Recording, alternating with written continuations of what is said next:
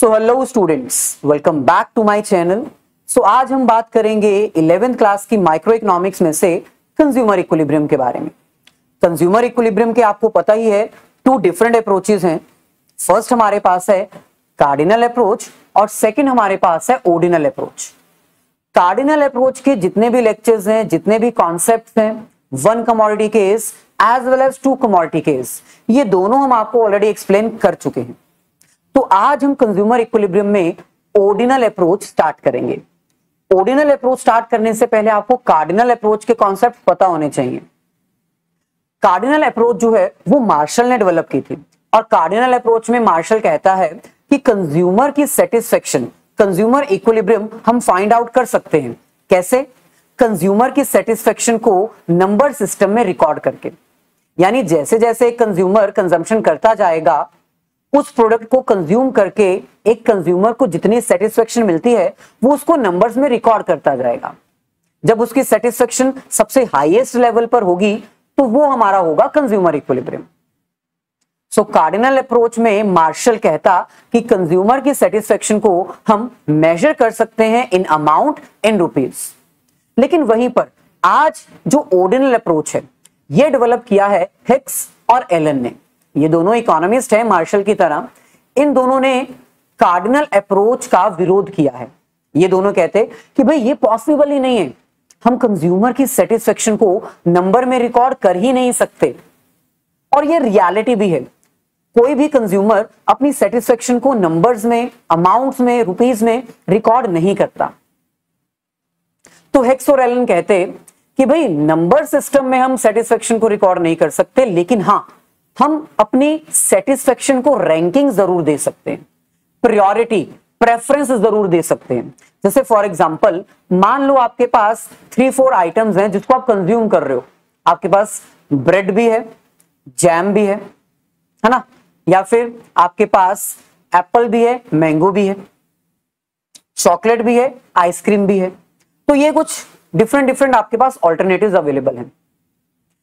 किसकी कंजम्पशन से आपको कितनी सेटिस्फेक्शन मिलेगी आप ये नहीं मेजर कर रहे, आप एज अ कंज्यूमर ये देख रहे हो कि किसको प्रायोरिटी आपने देनी है, कौन सी चीज आपको ज्यादा सेटिस्फाई करती है।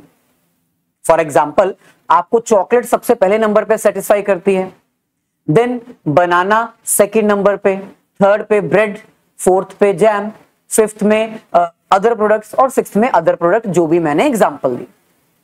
सो हिक्स और एलन कहते कि हम नंबर सिस्टम के अकॉर्डिंग कंज्यूमर इक्विलिब्रियम मेजर नहीं कर सकते।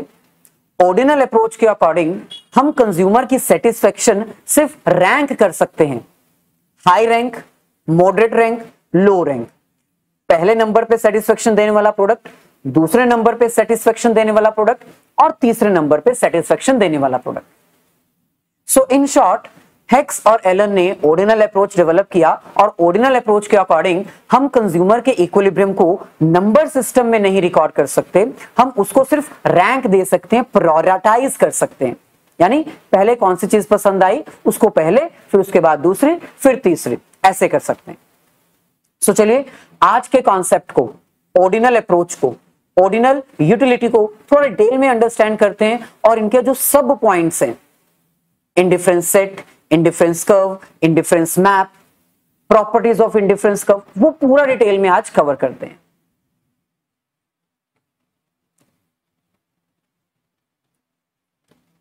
तो सबसे पहले तो जैसे कि मैंने बताया, कंज्यूमर इक्विलिब्रियम जो है वो 2 पार्ट्स में डिवाइडेड है, यूटिलिटी एनालिसिस और इंडिफरेंस एनालिसिस। जो यूटिलिटी एनालिसिस है इसको हम कार्डिनल कॉन्सेप्ट भी कहते हैं, और जो इंडिफरेंस एनालिसिस है इसको हम ऑर्डिनल कॉन्सेप्ट भी कहते हैं। और कार्डिनल कॉन्सेप्ट के अकॉर्डिंग हम कंज्यूमर की सेटिस्फेक्शन को नंबर सिस्टम में रिकॉर्ड कर सकते हैं, मेजर कर सकते हैं।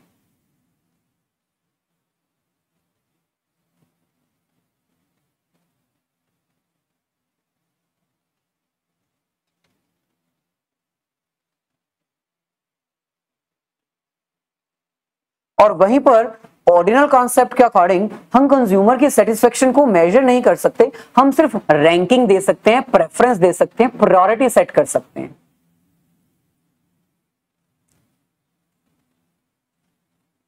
सो इसी ऑर्डिनल कॉन्सेप्ट को डिटेल में अंडरस्टैंड करने के लिए सबसे पहली फर्स्ट टर्म हमारे पास आती है इनडिफरेंस सेट और indifference map.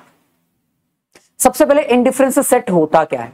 Basically indifference set जो है वो टू प्रोडक्ट्स का कॉम्बिनेशन है, क्योंकि मैंने बताया ना एक कंज्यूमर जो है वो ऑर्डिनल कॉन्सेप्ट के अकॉर्डिंग अपनी प्रेफरेंस को रैंक दे सकता है, मेजर नहीं कर सकता। जैसे मान लो फॉर एग्जांपल हमारे पास फर्स्ट कमोडिटी है एप्पल और सेकंड कमोडिटी है मैंगो, तो इसमें से एक कंज्यूमर को रैंकिंग देनी है कि वो किसको ज्यादा कंज्यूम करेगा, किसको कम कंज्यूम करेगा। जो प्रोडक्ट एक कंज्यूमर को ज्यादा सेटिस्फाई लग रहा होगा वो उसको ज्यादा कंज्यूम करेगा, और जो प्रोडक्ट एक कंज्यूमर को कम सेटिस्फेक्शन दे रहा होगा वो उसको कम कंज्यूम करेगा और उसको प्रायोरिटी में नंबर 2 पे रखेगा। हालांकि जब हम प्रोडक्ट की बात करते हैं तो प्रोडक्ट के कॉम्बिनेशंस जो हैं वो 5, 6, 10, 15 जितनी मर्जी कमोडिटीज हो सकती है, लेकिन अभी आपको सिर्फ 2 कमोडिटीज के अकॉर्डिंग अपनी प्रायोरिटी सेट करनी है। सो इनडिफरेंस सेट क्या है? Indifference set is a combination of 2 goods. यहां पर हम 2 गुड्स की ही बात करेंगे, 2 से ज्यादा लेंथी हो जाएगा। इट इज अ सेट और it is a combination of 2 commodities offering same level of satisfaction to the consumer. और ये जितने भी कॉम्बिनेशंस होंगे ये हमारे पास 2 commodities हैं और ये उनके टोटल हमारे पास 1, 2, 3, 4 कॉम्बिनेशंस हैं। यानी एक कंज्यूमर अपनी प्रायोरिटी खुद सिलेक्ट करेगा। जैसे फर्स्ट प्रायोरिटी मान लो एक कंज्यूमर की ये हो सकती है कि वो 1 एप्पल और 10 मैंगोस कंज्यूम करेगा, या फिर सेकंड कॉम्बिनेशन क्या हो सकता है, बी कॉम्बिनेशन, वो 2 एप्पल्स और 7 मैंगोस कंज्यूम करेगा, या फिर नेक्स्ट 3 एप्पल्स 5 मैंगोस, या फिर 4 एप्पल्स एंड 4 मैंगोस कंज्यूम करेगा। So this is known as indifference set. Indifference set जो है वो एक टैबुलर प्रेजेंटेशन होता है, टेबल की फॉर्म में प्रेजेंट किया गया क्या, कॉम्बिनेशन, किस चीज का, 2 commodities का, और ईच कॉम्बिनेशन हमें same level of satisfaction provide करता है। सेम लेवल ऑफ सेटिस्फेक्शन कैसे? अब देखो, अगर हम बात करें कंज्यूमर की तो कंज्यूमर की इनकम क्या होती है, लिमिटेड होती है। हमारे रिसोर्सेज स्केयर हैं, लिमिटेड हैं, तो लिमिटेड इनकम में हम जब अपनी प्रेफरेंस सेट कर रहे हैं तो वो प्रेफरेंस ऐसे सेट की जाएगी कि हमें मैक्सिमम सेटिस्फेक्शन मिले लेकिन इनकम उतनी ही यूटिलाइज हो जितनी हमारे पास है। तो मान लो हमारे पास एक कंज्यूमर है जिसका नाम है भोला, ठीक है, भोला। सो भोला ने अपनी टोटल 4 कॉम्बिनेशन सेट किए। कॉम्बिनेशन ए में वो कहता है एप्पल थोड़े कम कंज्यूम करते हैं, मैंगोस थोड़े ज्यादा। कॉम्बिनेशन बी में वो कहता है चलो 1 एप्पल बढ़ा देते हैं। अब यहां पर उसने 1 एप्पल इंक्रीज कर दिया, लेकिन 1 एप्पल इंक्रीज करने के लिए उसको 3 मैंगोस भी डिक्रीज करने पड़े। सर ऐसे क्यों, मैंगोस क्यों डिक्रीज करने हैं? क्योंकि सिंपल है ना, इनकम लिमिटेड है। लिमिटेड इनकम में कैसे पॉसिबल है कि वो एप्पल भी इंक्रीज कर ले कंज्यूम करना और मैंगोस भी कंज्यूम करना बढ़ा दे? कुछ पाने के लिए कुछ खोना पड़ता है। To gain something we have to sacrifice something. So इसीलिए अगर 1 एप्पल भोला ने बढ़ाया तो 3 मैंगोस उसको सैक्रिफाइस करने ही पड़ेंगे। सैक्रिफाइस करेगा तभी तो पैसा बचेगा, और जो पैसा बचेगा वो एक एडिशनल एप्पल परचेज करने के लिए भोला यूज कर पाएगा। सो ऐसे ही जब उसने 2 से 3 एप्पल्स कंज्यूम करना शुरू किए, उसको अगेन 7 से 5 जाना पड़ा, यानी 2 मैंगोस अगेन सैक्रिफाइस करने पड़े। देन इसके बाद जब उसने 3 से 4 पे जंप किया, 1 एप्पल अपना इंक्रीज किया, तो उसको 1 मैंगो और सैक्रिफाइस करना पड़ा। अब अगर ध्यान से देखा जाए तो यहां पर मैंगोस वो कम कर रहा है, लेकिन मैंगोस पहले उसने 3 कम किए, फिर 2 मैंगोस सैक्रिफाइस किए और लास्ट में 1 मैंगो सैक्रिफाइस किया। ऐसे क्यों? Why this sacrifice is decreasing? जो सैक्रिफाइस करने का रेट है वो डिक्रीज क्यों हो रहा है? क्योंकि सिंपल है ना, बिगिनिंग में आपके अंदर एक प्रबल इच्छा, एक तलब मच रही थी कि मेरे को एप्पल चाहिए, एप्पल चाहिए, तो 1 एप्पल लेने के लिए आपने 3 मैंगोस सैक्रिफाइस कर दी। लेकिन अब तो आपके पास एप्पल आ चुका है, एप्पल को कंज्यूम करके आपकी दिली ख्वाहिश, जो तमन्ना है, जो पेट में चूहे कूद रहे थे, वो कम हो चुके हैं। तो इसका मतलब अब आप दूसरी बार अगर एप्पल लेने जाओगे तो मैंगोस को ज्यादा सेक्रीफाइस नहीं करोगे। इसीलिए ये एक ह्यूमन नेचर है, ये कंज्यूमर का बिहेवियर होता है। जिस चीज को पाने के लिए इच्छा बहुत ज्यादा हो, उसको पाने के लिए फिर आप कुछ भी कर जाते हो। तो इसीलिए आपने बिगिनिंग में 3 मैंगो सेक्रीफाइस कर दी। फिर जब आपके पास एप्पल आ ही गया तो आपने कंजम्पशन एप्पल को बढ़ाने के लिए, एक और एप्पल लेने के लिए मैंगो की कंजम्पशन अब 2 से कम की है, 2 यूनिट सेक्रीफाइस किए, फिर 1 यूनिट सेक्रीफाइस। तो सर ये each combination same level of satisfaction provide कर रहा है? यस। कैसे? क्योंकि एक तरफ से अगर आपको सेक्रीफाइस हुआ, यहां पर देखो, यहां पर आपने जब मैंगोज सेक्रीफाइस किए तो कहीं ना कहीं आपको यहां पर गेन भी तो हुआ। सो इसलिए हम कह रहे हैं कि रेट ऑफ सेक्रीफाइस और गेन चाहे अलग अलग हो, लेकिन आपकी सेटिस्फेक्शन सेम है, क्योंकि आपने एज अ कंज्यूमर, भोला ने एज अ कंज्यूमर खुद डिसाइड किया था कि भाई मैं 3 मैंगो सेक्रीफाइस करूंगा। तो ये भोला की प्रेफरेंस है, तो उसने एक एप्पल के लिए 3 मैंगो सेक्रीफाइस किए। हम इस रेट को नहीं बोलेंगे कि ये रेट सेम है, रेट अलग है, लेकिन कंज्यूमर को मिलने वाली सेटिस्फेक्शन सेम है, क्योंकि ये उसने खुद प्रेफर किया है कि मैं 3 मैंगो सेक्रीफाइस करूंगा और 1 एप्पल गेन करूंगा। सो ये हमारे पास क्या है? Indifference set. क्या होता है इंडिफरेंस सेट? जल्दी से दोबारा देख लीजिए। इंडिफरेंस सेट एक टैबुलर प्रेजेंटेशन होती है।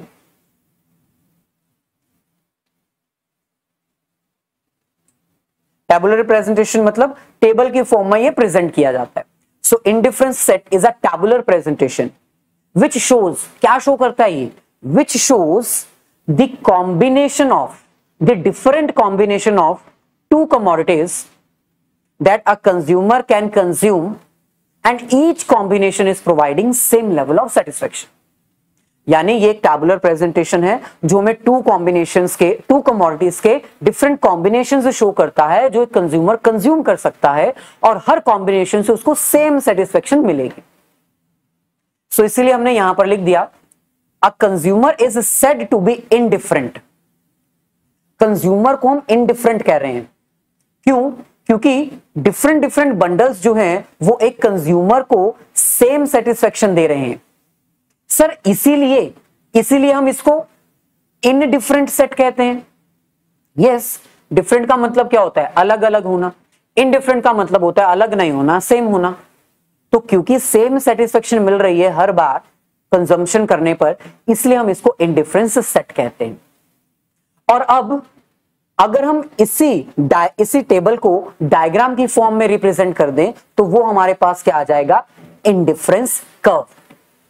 सो नेक्स्ट टॉपिक हमारे पास क्या है? Indifference curve. So indifference curve क्या है? इट इज अ डायग्रामेटिकल और graphical presentation of indifference set of a consumer. Consumer का, भोला का जो इंडिफरेंस सेट है, जब हम उसको डायग्राम की फॉर्म में, ग्राफ की फॉर्म में रिप्रेजेंट करेंगे, अभी मैं करके दिखाऊंगा, तो उसको बोलेंगे इंडिफरेंस कर्व। ये शॉर्ट लाइन मैंने लिख दी। अब थोड़ा डिटेल में अगर देखा जाए तो इसका मीनिंग भी सेम है। Indifference curve is a graphical presentation of different combination of 2 goods which are providing the same level of satisfaction to a consumer. ये ग्राफिकल प्रेजेंटेशन है जो डिफरेंट कॉम्बिनेशंस प्रेजेंट करता है 2 कमोडिटीज की, और ईच कॉम्बिनेशन एक consumer को same satisfaction दे रहा है। Indifference curve provides the consumer with the same level of satisfaction. तो आइए जल्दी से, सबसे पहले अगर हमारे पास कॉम्बिनेशंस लिखे जाएं, कॉम्बिनेशन में हमारे पास ए, बी, सी और डी, 4 ही कॉम्बिनेशंस हैं। फर्स्ट हमारे पास एप्पल्स थे जो कि 1, 2, 3, 4 सीरियल वाइज इंक्रीज हो रहे थे, इसको तो आप याद कर ही सकते हो। जो मैंगोज हैं वो पहले 10 थे, फिर 3 से कम हुए 7 हो गए, फिर 2 से कम हुए 5 हो गए, फिर 1 से कम हुए 4 हो गए। तो इसी को अगर हम ग्राफ में रिप्रेजेंट करें, ग्राफ में रिकॉर्ड करें, तो आ जाइए ग्राफ में इसको रिकॉर्ड कर लेते हैं।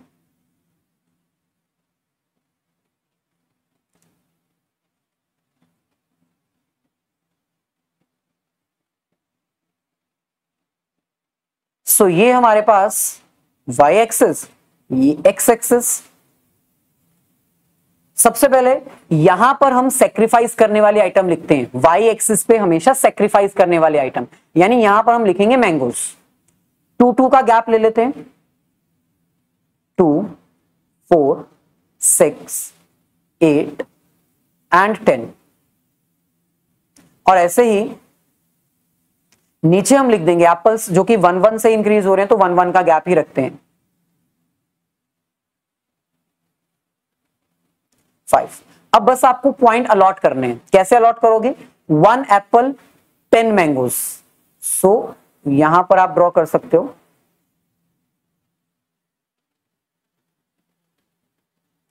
जल्दी से हम इसको ड्रॉ कर लेते हैं।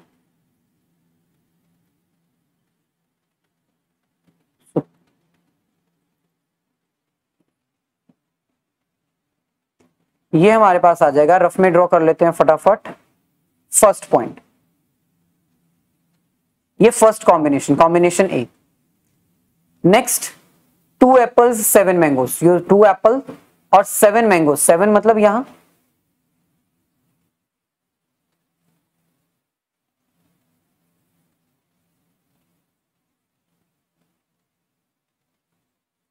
सो ये हमारे पास बी कॉम्बिनेशन। देन सी कॉम्बिनेशन 3 एप्पल्स 5 मैंगोस।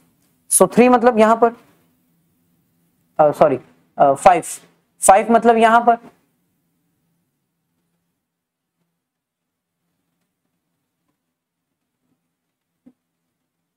चलिए ये हो गया सी कॉम्बिनेशन। नेक्स्ट 4 एंड 4, तो ये 4 और ये भी 4, ये डी कॉम्बिनेशन। अब आप इसको ध्यान से देखो, ये अगर हम इस पॉइंट को ज्वाइन कर दें तो ये हमारी कर्व बनेगी, इसको हम कहते हैं इंडिफरेंस कर्व। और अगर मैं इसकी शेप की बात करूं तो ये शेप कॉन्वेक्स है। प्रोडक्शन पॉसिबिलिटी कर्व हमने फर्स्ट चैप्टर में किया था, उसकी कर्व याद है, कॉनकेव होती थी। क्यों कॉनकेव होती थी? क्योंकि वहां पर आपका जो रेट ऑफ सेक्रीफाइस था वो इंक्रीजिंग था। यहां पर कॉन्वेक्स है क्योंकि यहां पर आपका रेट ऑफ सेक्रीफाइस जो है वो डिक्रीजिंग है। पहले आपने 3 यूनिट्स, देन इसके बाद 2 यूनिट्स और इसके बाद आपने 1 यूनिट सेक्रीफाइस किया। गेन आपको हर बार कांस्टेंट हो रहा है, हर बार आपका एप्पल जो है वो 1 यूनिट से बढ़ रहा है, लेकिन मैंगोस पहले 3 फिर 2 फिर 1 से डिक्रीज हो रहे हैं। सो क्योंकि यहां पर आपका रेट ऑफ सेक्रीफाइस डिक्रीजिंग है, इसलिए आपके इंडिफरेंस कर्व जो है वो कॉन्वेक्स है। So indifference curve is the graphical presentation, जो आप ग्राफ देख रहे हो, which shows the combinations of 2 commodities and each combination is providing same level of satisfaction. So ये पॉइंट क्लियर। अब आगे बढ़ते हैं और बात करते हैं इंडिफरेंस मैप की। अब देखो सिंपल है, अगर हम एक ही ग्राफ में, जैसे अभी मैंने आपको ग्राफ बना के दिखाया, अगर हम एक ही ग्राफ में डिफरेंट इंडिफरेंस कर्व्स रिकॉर्ड करना शुरू करें तो उसको इंडिफरेंस मैप कहते हैं। फॉर एग्जाम्पल, मान लो ये हमारे पास ग्राफिकल प्रेजेंटेशन है, ये हमारे पास फर्स्ट इंडिफरेंस कर्व, ये हमारे पास सेकेंड इंडिफरेंस कर्व और ये हमारे पास third indifference curve. Indifference curve 1, indifference curve 2 और ये इंडिफरेंस कर्व 3। सो जब हम एक ही ग्राफ में एक से ज्यादा 2 3 4 5 इंडिफरेंस कर्व्स शो करें तो उसको इंडिफरेंस मैप कहते हैं। ध्यान से देखो क्या लिखा है, indifference map is a graphical presentation of different indifference curve representing different combinations of 2 goods at different level of satisfaction. अब यहां पर आपने sir same level of satisfaction नहीं, डिफरेंट लेवल ऑफ सेटिस्फेक्शन क्यों लिखा? क्योंकि सिंपल है ना, जो इंडिफरेंस कर्व सबसे टॉप पे है उसमें सेटिस्फेक्शन लेवल अलग होगा, 2 पे अलग होगा, 1 पे अलग होगा। जो थर्ड नंबर पे है ये आपको हाईएस्ट सेटिस्फेक्शन प्रोवाइड करेगी। क्यों? क्योंकि यहां पर कॉम्बिनेशन ऑफ गुड्स ज्यादा है। जो इंडिफरेंस कर्व 2 है ये उससे कम और जो इंडिफरेंस कर्व 1 है ये लोएस्ट सेटिस्फेक्शन आपको प्रोवाइड करेगी क्योंकि इसमें सबसे कम कॉम्बिनेशंस हैं। सर अभी तो आप कह रहे थे same level of satisfaction, same level of satisfaction with in a single curve, मतलब इस कर्व पे जितने पॉइंट्स होंगे वो सारे आपको same level of satisfaction provide करेंगे। इंडिफरेंस कर्व पे 2 पे जितने भी पॉइंट्स होंगे वो भी आपको सेम सेटिस्फेक्शन देंगे और इंडिफरेंस कर्व 3 पे भी जो पॉइंट्स होंगे वो आपको सेम सेटिस्फेक्शन देंगे। लेकिन अगर हम कंपेयर करें 1 को 2 के साथ, 2 को 3 के साथ, तब सेटिस्फेक्शन लेवल अलग हो जाएगा। क्यों? क्योंकि इंडिफरेंस 3 जो है वो ज्यादा गुड्स और सर्विसेज ऑफर कर रही है और 1 जो है वो कम ऑफर कर रही है। अच्छा, अब इससे मिलता जुलता नेक्स्ट हमारे पास क्वेश्चन है मोनोटोनिक प्रेफरेंस क्या होता है। Basically monotonic preference is the basic assumption of this indifference curve analysis. Monotonic preference का मतलब होता है कि रैशनली एक कंज्यूमर उस इंडिफरेंस कर्व को ज्यादा प्रायोरिटी देगा, उसको ज्यादा सिलेक्ट करेगा जिसमें कॉम्बिनेशन ज्यादा हो, जो हाई लेवल पर हो। जैसे कि मैंने अभी बताया कि मान लो अगर आपके पास ये 3 ऑप्शंस अवेलेबल हैं, इंडिफरेंस कर्व 1, 2 और 3, तो आप किसको सिलेक्ट करोगे? हमारी एग्जांपल में हमारा भोला है ना, भोला, तो बताओ ये किसको सिलेक्ट करेगा? ऑब्वियसली ये सिलेक्ट करेगा इंडिफरेंस कर्व 3 को, क्योंकि ये हाईएस्ट नंबर पे है, इसमें गुड्स और सर्विसेज ज्यादा हैं, इसमें सेटिस्फेक्शन भी ज्यादा है। सो इसी को कहते हैं monotonic preference. Monotonic preference means higher indifference curve will offer higher satisfaction and a rational consumer will try to make the efforts to select indifference curve 3। हालांकि हो सकता है कि ये उसकी बजट के बाहर हो, लेकिन अभी हम बजट की बात तो कर ही नहीं रहे हैं, अभी हम सिर्फ रेफरेंस की बात कर रहे हैं, प्रेफरेंस की बात कर रहे हैं, रैंकिंग की बात कर रहे हैं। बजट की अभी बात हुई नहीं है, बजट की बात बाद में करेंगे जब हम कंज्यूमर इक्विलिब्रियम इसमें स्टडी करेंगे। अच्छा, अब नेक्स्ट हमारे पास आता है marginal rate of substitute. Marginal rate of substitute, सबसे पहले आपको ये वर्ड सब्स्टिट्यूट का मतलब पता होना चाहिए। सब्स्टिट्यूट का मतलब होता है इन एक्सचेंज ऑफ दिस। अगर ये नहीं तो ये सही। जेल पेन नहीं है काम करने के लिए तो आज बॉल पेन से काम कर लेते हैं, आज ब्रेड के ऊपर लगाने के लिए जैम नहीं है तो बटर लगा लेते हैं, है ना। सो वो प्रोडक्ट जो एक दूसरे के एक्सचेंज में यूज किए जाते हैं, पेप्सी नहीं है तो कोक दे दो, चाय नहीं है तो कॉफी बना लो। सो ऑल्टरनेटिव्स, ऑल्टरनेटिव्स, सब्स्टिट्यूट का मतलब होता है alternative. So marginal rate of substitute का मतलब होता है change in the rate of alternatives. यानी जब आप एक प्रोडक्ट को छोड़ के दूसरे प्रोडक्ट पे जंप कर रहे हो तो आपको कितना रेट सेक्रीफाइस करना पड़ रहा है। अभी मैंने बताया ना, कुछ पाने के लिए कुछ खोना पड़ता है। अगर भोला एक एप्पल कंज्यूम करना चाहता है तो उसको 3 मैंगो सेक्रीफाइस करने पड़ेंगे। तो जो रेट ऑफ सेक्रीफाइस है, जिस रेट पे आप अपने प्रोडक्ट को सब्स्टिट्यूट कर रहे हो, जिस रेट पे आप मैंगोस को छोड़ के एप्पल्स कंज्यूम कर रहे हो, उस रेट को हम मार्जिनल रेट ऑफ सब्स्टिट्यूट कहते हैं। सो ये हमारे पास था पूरा कॉन्सेप्ट। फर्स्ट अगर हम देखें तो 1 एप्पल गेन करने के लिए हमने कितने मैंगो सेक्रीफाइस किए? 3। 1 एप्पल और गेन करने के लिए हमने कितने मैंगो सेक्रीफाइस किए? 2। 1 और एप्पल गेन करने के लिए हमने कितने मैंगो सेक्रीफाइस किए? 1। तो मार्जिनल रेट ऑफ सब्स्टिट्यूट आया कितना? Marginal rate of substitute is equals to change in sacrifice over change in gain. ये इसका फॉर्मूला होता है। तो सेक्रीफाइस कितना किया? 3 मैंगोज हमने सेक्रीफाइस किए एक एप्पल के लिए। देन उसके बाद 2 मैंगोज हमने सेक्रीफाइस किए एक एप्पल के लिए, और उसके बाद लास्ट में हमने 1 मैंगो और सेक्रीफाइस किया 1 एप्पल के लिए। सो मार्जिनल रेट ऑफ सब्स्टिट्यूट क्या आया हमारा? 3, 2, 1। और मार्जिनल रेट ऑफ सब्स्टिट्यूट क्या हो रहा है? डिक्रीज हो रहा है। हर बार हम सेक्रीफाइस कम कर रहे हैं। क्यों कम कर रहे हैं? क्योंकि मैंने अभी बताया ना, बिगिनिंग में आपको तलब मच रही थी कि एप्पल चाहिए। जब एप्पल कंज्यूम कर लिया तब नेक्स्ट टाइम एक और एप्पल लेने के लिए आपने ज्यादा मैंगो सेक्रीफाइस नहीं किए, क्योंकि आप ऑलरेडी एप्पल का टेस्ट कंज्यूम करके देख चुके हो। So marginal rate of substitute क्या होता है? It is the rate at which we need to sacrifice mangoes to gain apple. एक और एप्पल लेने के लिए हमें कुछ मैंगो सेक्रीफाइस करने पड़ेंगे। तो जिस रेट पे हम मैंगोज को सब्स्टिट्यूट कर रहे हैं एप्पल के साथ, जिस रेट पे हम मैंगोज को छोड़ के एप्पल कंज्यूम कर रहे हैं, उसको हम कहते हैं मार्जिनल रेट ऑफ सब्स्टिट्यूट। अगर हम इसको न्यूमेरिकली देखें तो हम इसको कैसे रिकॉर्ड करते हैं?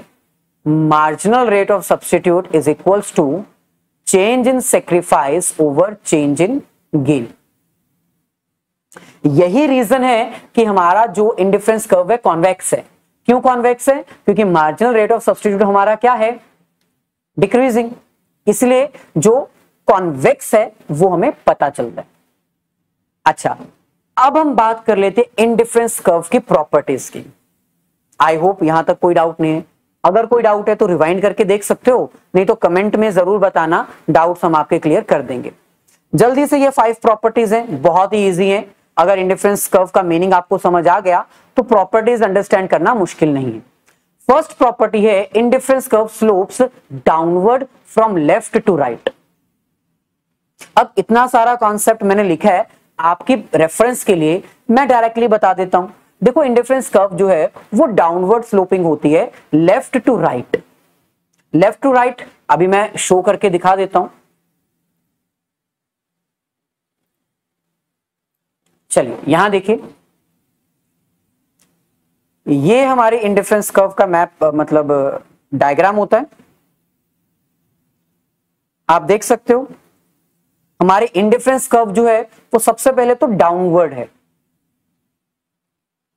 डाउनवर्ड स्लोपिंग है। और डाउनवर्ड फ्रॉम कहां से है? Left to right.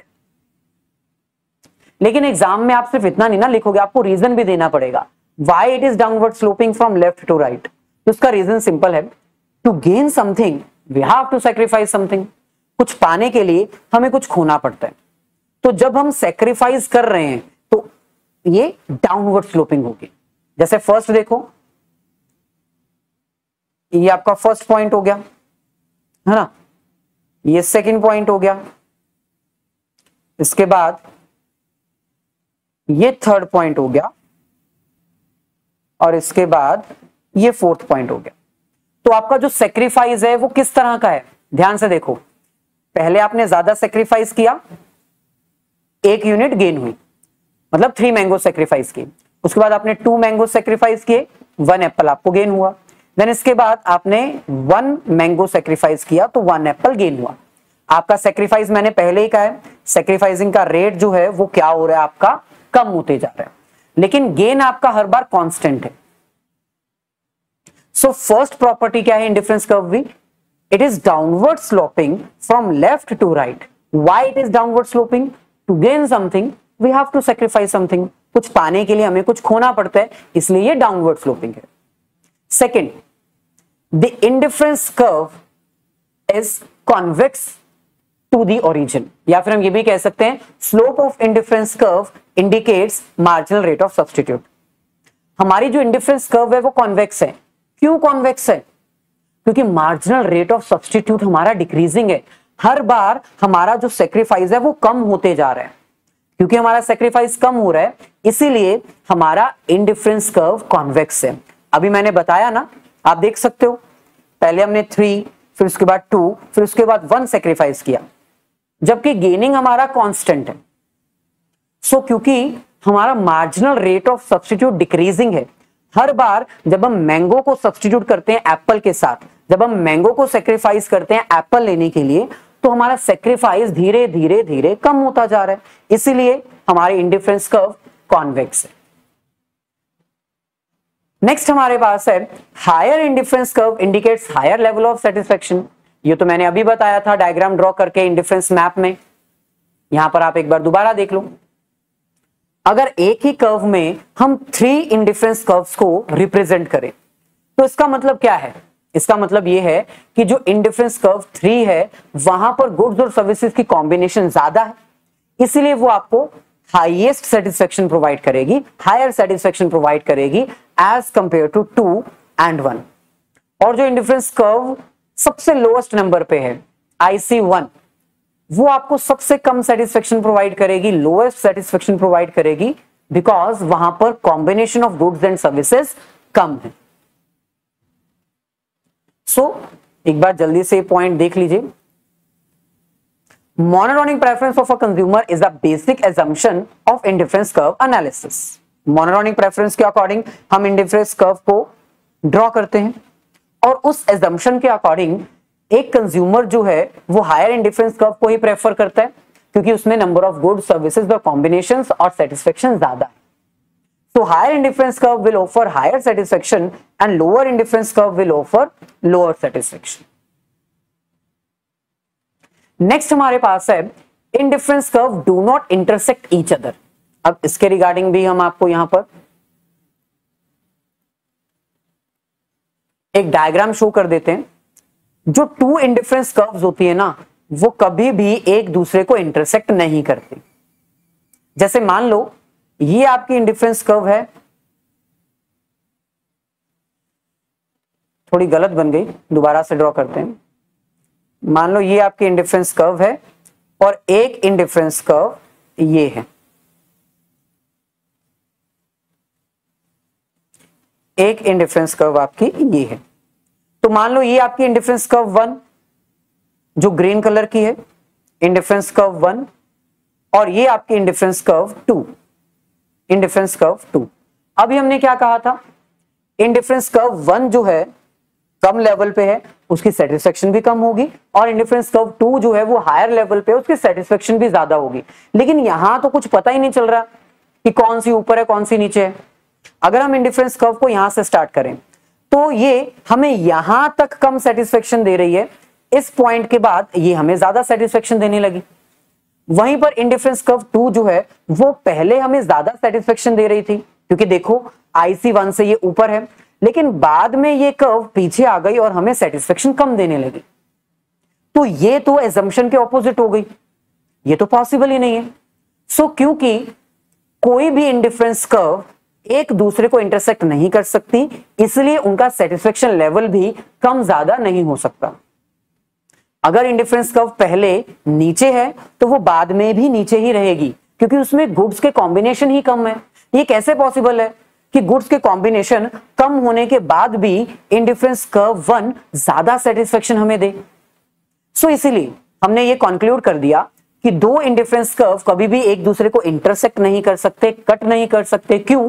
क्योंकि higher indifference curve higher satisfaction provide करती है और लोअर इंडिफरेंस कर्व हमें लोअर सेटिस्फेक्शन प्रोवाइड करती है, इसीलिए ये एक दूसरे को कभी इंटरसेक्ट नहीं कर सकते। ऐसे ही अब लास्ट हमारे पास है IC curve never touches X axis and Y axis. अब इसको भी थोड़ा डायग्रामेटिकली शो कर देते हैं।